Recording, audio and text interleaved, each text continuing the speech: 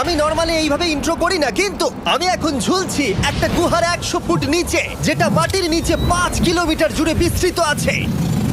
আর আমরা এটা পছন্দ করি বা না করি, যখনই আমি আর আমার বন্ধুরা মাটি টাচ করলাম, আমরা অফিসিয়ালি এখানে আগামী 7টা দিন কাটাতে চলেছি।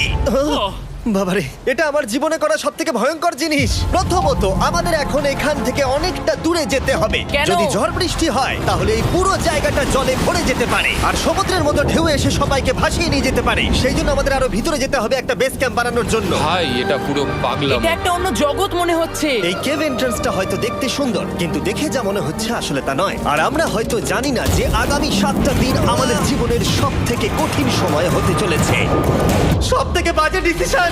ঠিক আছে, আর কিছুক্ষণের মধ্যেই অন্ধকার হতে চলেছে। ক্যাম্প না করলে আমরা বিপদে পড়বো। আমরা কোথায় যাচ্ছি সেটা কি বলবে? আমাদের ক্যাম্প সেটআপের জন্য একটা ফ্ল্যাট গ্রাউন্ড খুঁজতেই হবে। কেভের ভেতরে ঢোকার পরে আমরা এমন একটা জায়গা খুঁজে পেলাম যেটা অনেকটা উঁচু